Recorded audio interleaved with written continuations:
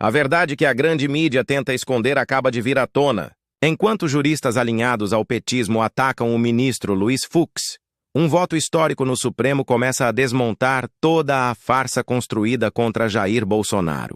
Hoje, você vai entender por que o voto de Fux está deixando o STF em pânico, expondo o jogo político por trás do tribunal e revelando quem realmente tem medo da justiça de verdade. Prepare-se, porque o que vem a seguir vai te surpreender. Nos últimos dias, a grande mídia brasileira voltou a mostrar seu viés ideológico ao tentar desmoralizar um dos votos mais técnicos e coerentes proferidos no Supremo Tribunal Federal nos últimos tempos. O voto do ministro Luiz Fux, que absolveu o ex-presidente Jair Bolsonaro da acusação de ter articulado uma trama golpista. A reação foi imediata. Veículos como CNN, BBC e Folha de São Paulo correram para dar palco a críticos do ministro. Entre eles, o professor Gustavo Sampaio, jurista da Universidade Federal Fluminense e conhecido por suas posições alinhadas ao progressismo petista.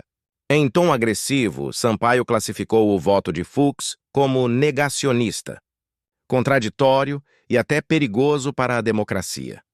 Mas o que a imprensa não mostra é que o voto de Luiz Fux foi um ponto de equilíbrio dentro de um julgamento cada vez mais contaminado por paixões políticas e disputas internas. Enquanto o ministro Alexandre de Moraes tenta transformar o STF em tribunal de exceção para silenciar a direita, Fux retomou a postura que se espera de um juiz constitucional: basear-se na prova, e não em narrativas. O professor Gustavo Sampaio, ao tentar desqualificar essa posição, acabou cometendo um erro grave. Em suas próprias palavras, ele afirmou que Fux sempre se mostrou alinhado às teses do Supremo, o que torna sua divergência atual incoerente. Mas é justamente aí que está o ponto. Se Fux sempre acompanhou o tribunal e agora se afasta por considerar o julgamento injusto e politizado, isso demonstra que a corte mudou, e não ele. O que a grande imprensa tentou vender como contradição é, na verdade, um ato de coragem.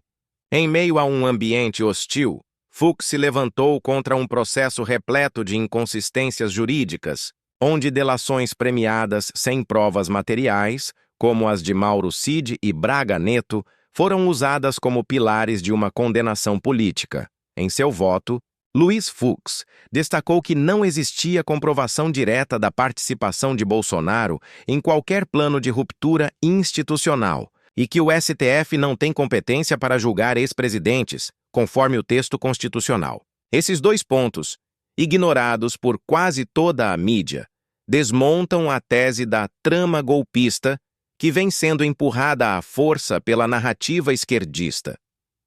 A reação nas redes sociais foi intensa. Milhares de brasileiros classificaram o voto de Fux como um respiro de justiça em meio à perseguição institucional.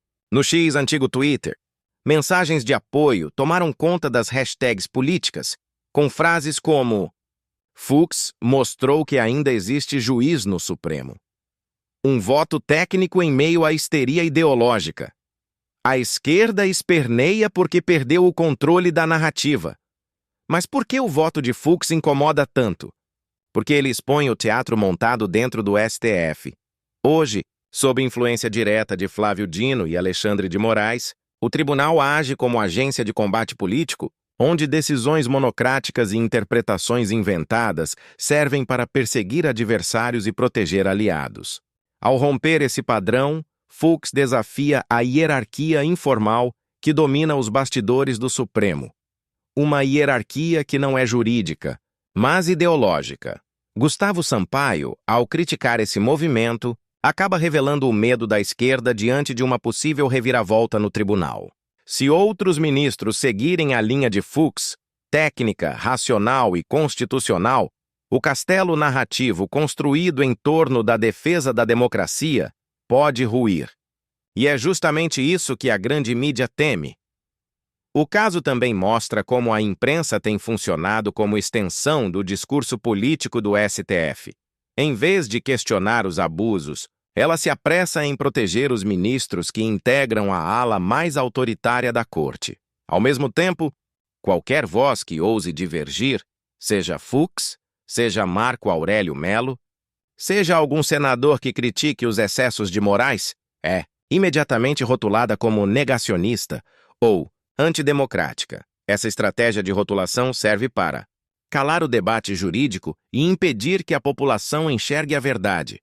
A de que o Supremo deixou de ser guardião da Constituição para se tornar instrumento de poder de uma elite política e midiática. E há outro ponto importante. Ao atacar Fux, a esquerda pode estar dando um tiro no pé.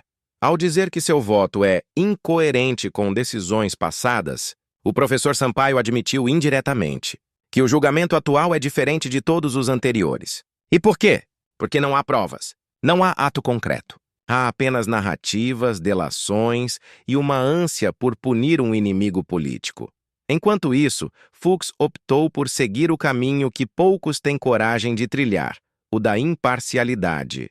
Seu voto não inocenta por simpatia, mas por convicção jurídica. Ele condena os delatores, reconhece que houve irregularidades pontuais, mas separa o que é fato do que é manipulação. E isso é o que diferencia um juiz de um militante. Essa atitude expõe o desconforto dentro do próprio STF. Há ministros que já percebem que a corte está se tornando refém de um projeto político e midiático e que cada decisão arbitrária corrói um pouco mais a legitimidade do tribunal. Fux, ao agir com independência, não apenas questiona o julgamento, mas reacende o debate sobre o papel real da Suprema Corte. A grande verdade é que o medo da esquerda é outro. Que o exemplo de Fux inspire uma nova geração de magistrados, dispostos a defender a Constituição acima da política. E isso significaria o fim do controle ideológico sobre o judiciário. Enquanto a mídia tenta transformar coragem em contradição, a história registra um fato. Luiz Fux, com um voto técnico e corajoso, abriu uma rachadura no bloco de poder que hoje domina o Supremo Tribunal Federal. E essa rachadura pode ser o começo de algo maior, o retorno da justiça à sua essência.